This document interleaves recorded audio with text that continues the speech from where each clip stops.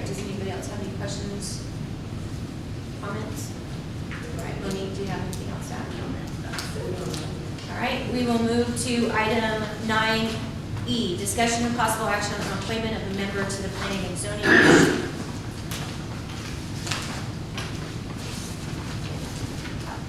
Okay, do not have any applications. If anybody is interested, please fill out a volunteer application for consideration of appointment. You can get them at City Hall, or they also are online under kirbytexas.org. We have, the next one is F, discussion and possible action on appointing up to 4 alternate members to the Building Standards Commission. This would be for, there's currently 4 alternate vacancies. If anybody is interested in serving on that committee as an alternate, the same thing, fill out application for consideration of appointment. Next one we have is discussion and possible action on the, item G, discussion and possible action on appointment of members to the Beautification and Recycle Committee. Yes, we do have an application. So it is, y'all would have received it. So there are currently 3 vacancies, and I did just want to mention about this this committee, because there is a lot of discussion and things, because it's the election year, and there's a lot of discussion about beautification and beautification and things throughout the city about cleanup and stuff. I did want to make it known that the Beautification and Recycle Committee, up until not too long ago, when they started, when they had less members, every first Saturday of every month, they actually did pick a street to clean up, and they would go hand deliver flyers to those residents. And you know, we're sitting there talking about volunteerism. Jeff had mentioned about that, and I know that that's a hot topic as well. However, it was very rare that any resident came out of their house to help maintain their own street. So I just wanted to let everybody know that that Beautification Recycle Committee, they are mighty, and they are few, but they are mighty. So they were in the cold, they were in the heat. That's why it was so early. It was like sometimes they'd start at 7 in the morning, 8 o'clock on a Saturday. But I did want to let you know that is one of the things that they do, they're one of their programs is that. So hopefully as they start building and they have more people, that'll be something that they'll be able to go back to, because I don't believe they've been. They discontinued because they haven't had any help. Correct. Yeah, so that is one thing, and you don't have to be on the street in order to help, but I was just letting everybody know that a flyer was given on each one. And as far as determining which street they do, they have the meeting, they all just pick a street. So I just want everybody to know that that is something. So if anybody is interested in helping them, maybe go to their meetings and say, I'm not on your committee, but I'll help if you want to start that again. But I will entertain a motion for this applicant. Mayor, I make a motion that we accept Maria D. Lozano for the Beautification Committee. Second. We have a motion by Councilmember Martin, seconded by Mayor Pro Tem Grant, to appoint Maria Lozano to a position on the beautification for a term expiring October 1, 2022. Is there any discussion? Will our city secretary please call roll?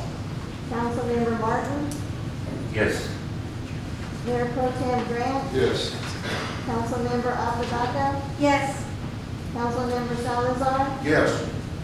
Councilmember Greider, Yes. Councilmember Hernandez, Yes. Mayor Pierce. Yes. All right, if you can please let Ms. Lozano know that she has been appointed, and I know that that team, we also did get information from their chairperson, Kat McGarity, who was excited and made a point to email to ask us to please appoint this person. So, all right, we will move to item H, discussion and possible action regarding a radio system for the Public Works Department.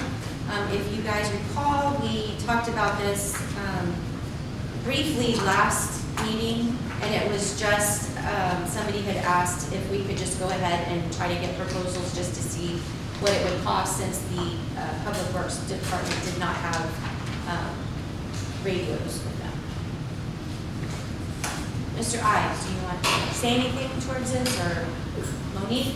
I mean, again, I just, we put into your packet a cost estimate as well as the model and a photo for the handheld radios. Or actually, our finance director got this cost estimate from David Wells. So we have our radios for fire and police with right now. And this one is just a more of a basic handheld radio. We looked at a couple of different options. One would be having a base station located at City Hall and handhelds, or just having all handheld radios. So the cost estimate they gave us was for 6 handheld radios. So one would stay at City Hall, the other 5 would be one for every water employee. The purpose of that was to put them all on one channel. They don't really need them to stay in the truck. They have the radios to move around with them, so if we needed to reach them. And I know this came up because we talked about cutoff day. If they're all out in the field doing water cutoffs, we're not allowed to use employees' personal cell phones. So the only way to reach them is to physically go out there and try to find them, or you turn off somebody's water that may have run in here at the last minute and paid. So you all ask, if we could do the radios, so you the radio to them to help with that process.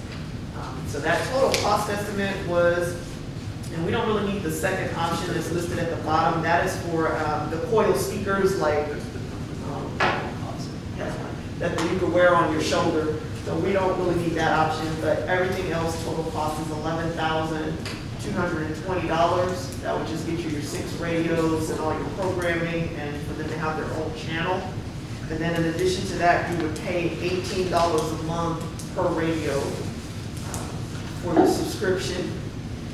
And then there's also, I believe they put in here, an annual fee of $500 as well. Who's that? This is David Wells, sir. David Wells? Yeah. And I know that we could go out and look for, another cost estimate. We just got one, just kind of give us an idea. I work for S&P Communications, which is their biggest competitor. And you only need a single channel. You don't need half of what is on that radio. 5 watt, and you can have them up to 5 watts, and 5 watts will talk around this city entirely on one channel. And I bet you $1 to a nickel that I can get that probably about 2/3 of what those radios are. Nothing against David Wells, but they have they're locked in with the city, they're locked in with a lot of people. And there are viable, and I would be happy to take that on and bring it back to you by the next meeting, if I'm here. If not, I'll still make it. You'll still be at the next meeting, whether or not we get a When I brought this up, that's not what I intended it to be when I brought this up. As the city, you can go out and buy these radios yourselves. You don't need a broadcast station. No. You don't need specific channels left and right. But the radios, the same radios that this company is giving you, you can go to Motorola and get a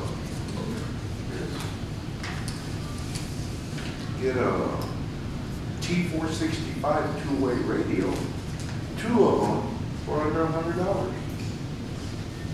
And the same thing that they're telling you, these radios do the same thing. They have a 35-mile range. So can you connect multiple ones? Yes. Oh, yeah, all you use programming. You can get 2 for 94, or for under 200, 6 for under 300. They're outdoor radios. They're ultra durable, waterproof. They fall in the water, they're going to float. And built-in LEDs. It does have a channel for NOAA radio with alert. It's got some channels in it, almost the same channels that these guys got, but not for the price that they're trying to give y'all. And all those radios come with belt clips, batteries, wall adapters, And you can get a 2-year protection plan for $45.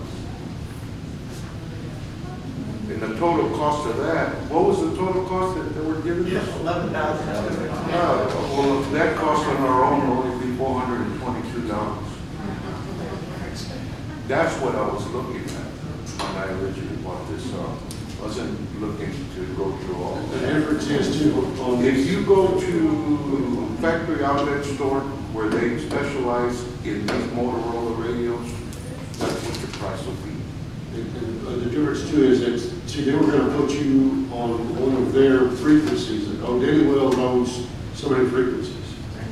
And commercial, they probably were gonna put you on a commercial frequency, And you were gonna have to pay, what, $18 Yeah, a you know. month for each radio? and see, these are locked in channels, and it's, And not only that, if you want all y'all's guys to have a radio, you can go up to 8 radios, all for under $400. Still the same protection plan. right. What is the model again? The model is T465 Motorola two-way radio. And you can find them at factoryoutletstore.com. And their main uses is for camping, hunting. The same thing that these guys are gonna be using, they're gonna be out in the rain, they're gonna be out in the water, they're gonna drop them there. What's the range? And it comes with a noise, 35 miles, I think it's. range is 35 miles. Depending on the conditions of the weather, but, yeah, it's not any more than what we're gonna need here. The only other thing that. And see, that'll be able to put a radio for y'all guys inside City Hall, put a radio on the main guy's vehicle.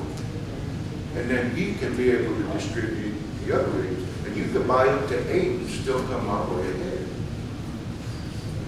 Yeah, we knew that was way too expensive, but that was just the first quote we got, and we just went to our Well, yeah, when I provider. when I saw that, I was gonna call you, but I said, I'll wait to get back to it. I was gonna suggest maybe Mr. Ives would want to live for his own radios for his own troop, so he knows what he wants, besides maybe just a side button.